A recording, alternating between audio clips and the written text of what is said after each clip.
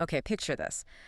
You've got this massive amount of information, right? Uh-huh. Maybe student names and IDs, or like product details and catalog numbers, or even just words and definitions, like in a dictionary. Yeah, lots of paired data. And you need to find one specific thing, say the student's name using their ID or that product info from its number, and you need it now, instantly. Right. How do you do it? You can't just scan through everything every single time, can you? That feels slow, like flipping through a huge paper dictionary. Exactly. That span where you might have to check every item. That's what we call ON, time complexity. ON, meaning it gets slower the more stuff you have. Pretty much, yeah. The time it takes grows directly within the number of items. Mm-hmm. For really big data sets, that's just not practical for instant lookups. Okay, so that's the problem we're tackling today, this need for super fast retrieval. Mm-hmm. And there's this fundamental concept in computer science built exactly for this, a data structure designed for almost instant access. And that structure is the hash table. Or sometimes called a hash map. Right. Same idea, different name sometimes. So today we're diving deep into hash tables. And our guide is section 6.1 from Hello Algo. Yeah, it gives a really clear intro to what they are and, crucially, how they get that speed. We'll be leaning on that quite a bit. So our mission, really, is to unpack this source. We want you to walk away really getting hash tables, not just the name, but how they work, why they're so fast, and, what challenges they face. We want that understanding to stick. Exactly. So we'll cover, like, the basic idea, compare it to arrays and linked lists. See where it shines. Look at the common things you do with them, get a simple picture of how they might be built. And tackle the big hurdle, collisions, Yeah. and how we deal with those. Okay, let's jump in. What is a hash table at its heart? Well, at its core, it's all about mapping. It creates a direct link between a key and a value. Like the student ID is the key, and the name is the value. Precisely. You give the hash table the key, and it's built to give you back the value really, really quickly. Think of it like a magic dictionary. You say the word, the definition just appears, no page flipping. Okay, that magic is the efficiency, right? That's the main selling point. Absolutely. It's all about efficient retrieval. And you mentioned that ON thing for lists. Yeah. What's the magic number for hash tables? The goal, the ideal, is O1. O1. Okay, unpack that for us. What does O1 actually mean? It means constant time. Theoretically, the time it takes to find a value using its key stays the same. It's constant, no matter how much data is in the table. So whether I have 10 student records or 10 million. Finding one student by ID should take roughly the same tiny amount of time. Wow. Okay, that's a huge difference from ON, where time goes up with more data. Massive difference. It's like knowing the exact page number versus having to skim the whole book. It really is like teleporting straight to the info. And that student ID example makes it clear. ID is the key, name is the value, give the ID, get the name, instantly, O1. That's the core benefit in action, yeah. Yeah. Someone might be thinking, why not just use an array? Or a linked list. You can store key value pairs in them, right? Oh, absolutely you can. You can store data in lots of ways. But the efficiency for different jobs, especially finding things, that's where they really differ. Let's compare them then. How about adding new data, putting a new student record in? Well, for just adding to the end, like appending, arrays and linked lists can often do that very fast. O1 in many cases. Okay. And hash tables? Hash tables also aim for O1 for insertion. So adding data on its own isn't always the big differentiator. Right. So where does the hash table pull ahead? It really pulls ahead when you need to find something or delete something specific. Ah, the lookup. Exactly. With an unsorted array or a standard linked list, Yeah. if you want to find, say, the student with ID 12345, you might have to start at the beginning and check every single entry until you hit it. That's our ON friend again. Could be quick if it's the first item, could take ages if it's the last, or not there at all. Right. But with a hash table, we're aiming for O1 search, constant time lookup. And deleting, I guess that's similar. Pretty similar, yeah. In arrays or lists, first you have to find the thing to delete, which is ON. Then removing it might mean shifting elements around in an array, which takes more time. I see. Can be. With a hash table, deletion also aims for O1. Find it fast, remove it fast. Okay, so the big takeaway here, the thing to really lock in, is that hash tables are designed for O1 constant time for all the main jobs. Inserting, searching, deleting, even changing a value. Compared to the ON, you often get for searching or deleting in simpler structures like arrays or lists if you don't already know the position. And that difference in efficiency is huge, especially as data grows. Understanding why it's faster because of its structure, that's a key piece of knowledge. Definitely something you'll see applied over and over again in computing. All right, so O1 speed is the goal. What are the typical actions, the common operations you'd perform? Well, you've got the basics. First, initialization, just creating an empty hash table. Getting it ready. Yep. Then adding new key value pairs. This is often called put or insert. If the key already exists, put might just update the value. Makes sense.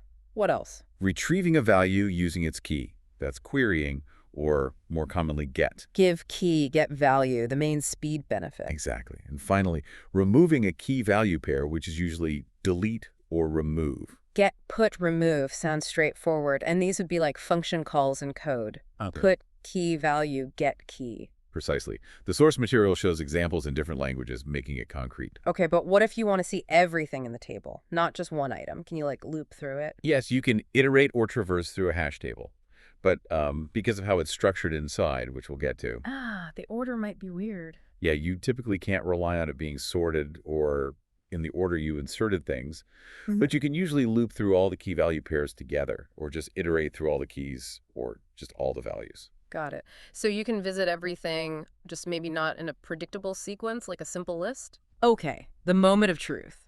How does it do it? How does it achieve that O1 magic? What's under the hood? Well, the core idea is often simpler than you might think. Very commonly, a hash table is built using an array. An array, like just a plain old array. Essentially, yes. Yeah. A basic array structure. Yeah. And each slot, each position in that array, we usually call a bucket. Buckets. Okay. So we have an array of buckets. If I have my key, student ID, and value name, how does the hash table know which bucket to put it in? The ID could be huge, way bigger than the array size. That is the crucial part. That's the job of the hash function. The hash function, okay. The hash function is this clever piece of logic. It takes any key you give, it could be a number, a string, even a complex object, and it does some calculation to map that key to a specific index in that array of buckets. So it translates the key, no matter what it is, into an array position. Exactly. It maps a potentially huge space of possible keys down into the limited number of bucket indices available in the array. It tells you where that key belongs. It's like an address generator for the array based on the key. How does it calculate that address, that bucket index? It's usually a two-step process. First, you take the key and run it through a hash algorithm. This algorithm chews on the key and spits out a number, often a large one.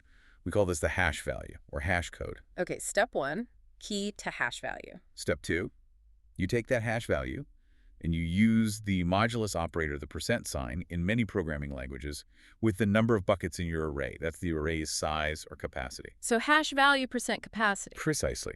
The result of that modulus operation gives you the final index, an index that's guaranteed to be within the bounds of your array, from 0 up to capacity 1. Got it. So index hash key percent capacity. The hash algorithm turns the key into some number, and the modulus squishes that number down so it fits perfectly as an index for our Beckett array. You've got it. That's the core mechanism. Let's try that simple example again. Student ID 1TED8836, and say our array has 100 buckets. If the hash algorithm is just, say, using the ID itself, Then the hash function would be 15836% 100. which is 36. So student 12836 goes into bucket number 36. Correct. And if you later want to find the student with ID 12836, you do the same calculation. 12836%, 100 gives you 36. You jump directly to bucket 36. You don't look at buckets 0, 1, 2.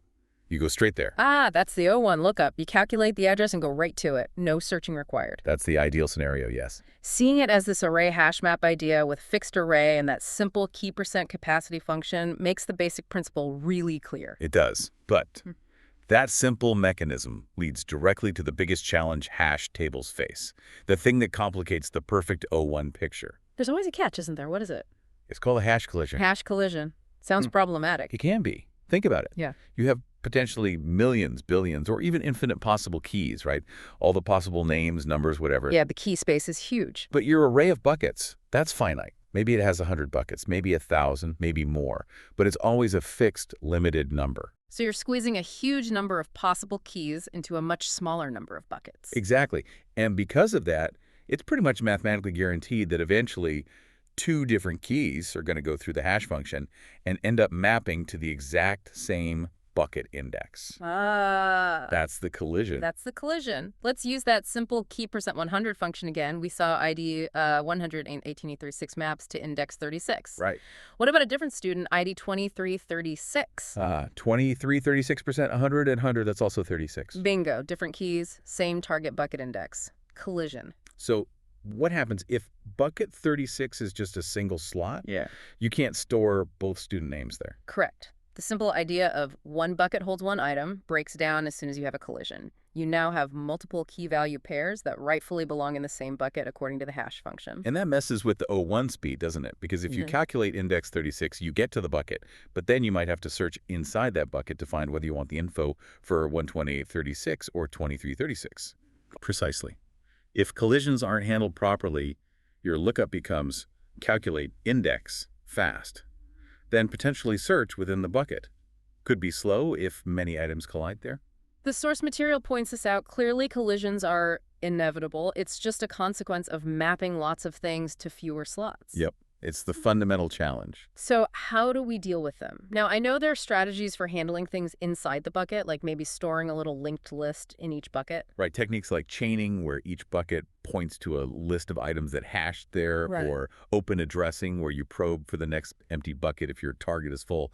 Those handle the collision when it happens. But the source also mentions a way to reduce the chance of collisions happening in the first place, or at least reduce how bad they get. Yes. A key strategy for managing the frequency and severity of collisions is resizing. Resizing the hash table, meaning making that underlying array bigger. Exactly. Creating a new, larger array with more buckets. Okay, how does having more buckets help with collisions? Well, remember the hash function uses the capacity. Hash key %capacity.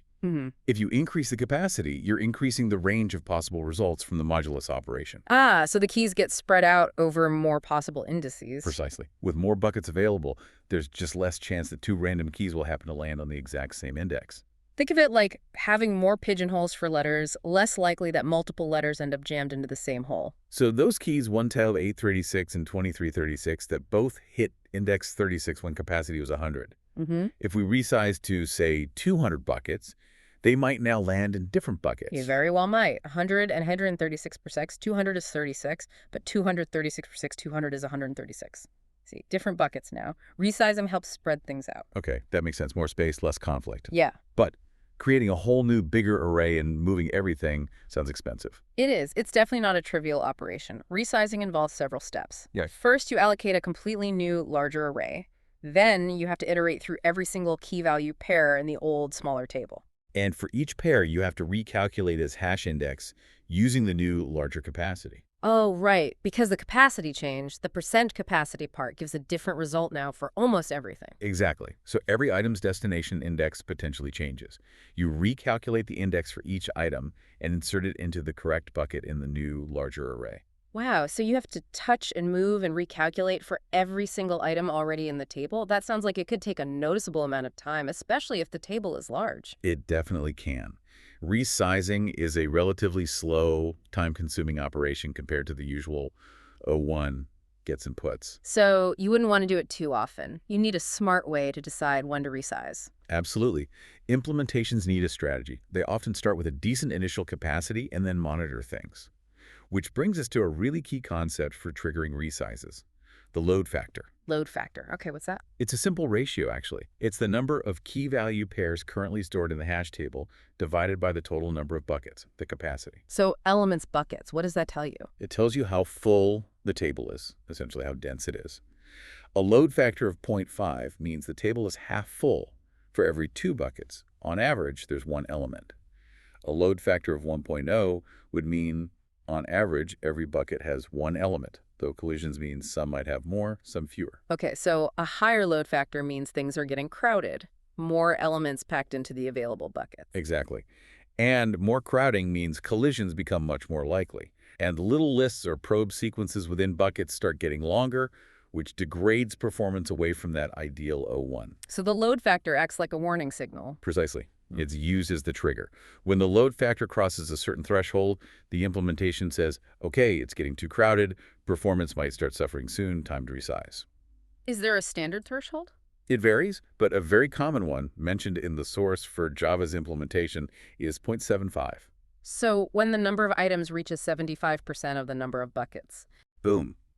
Trigger a resize, create a new, usually larger, often double the size array, rehash everything into it, and continue on with a lower load factor again. That's a clever way to balance the cost of resizing with the need to keep performance high by avoiding excessive collisions. It's a crucial trade-off in practice. Okay, this has been fantastic. Let's recap the big picture. Hash tables give us that incredible speed, aiming for O1, constant time lookups, insertions, and deletions. Which is a massive advantage over the ON searches you often face with simple arrays or linked lists.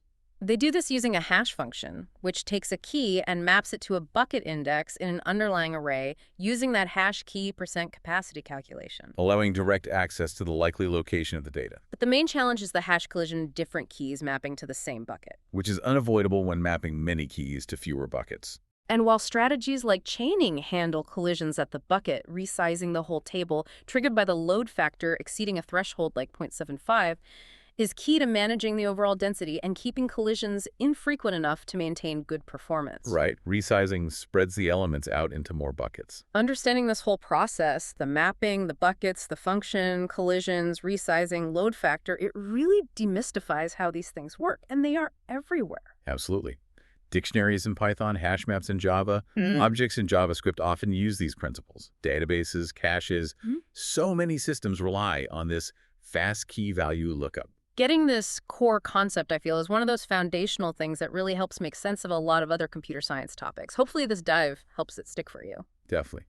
Now, we spent a lot of time on the percent capacity part of the hash function, how it maps the hash value down to a bucket index. And we talked about collisions happening because multiple keys can map to the same index. Right. But remember that first step, generating the initial hash key value, the hash algorithm itself. Ah, yeah. Before the modulus part. That step is also critically important for performance and minimizing collisions, which leads to a final thought to ponder. Ooh, leave us with something to chew on. What actually makes a good hash algorithm?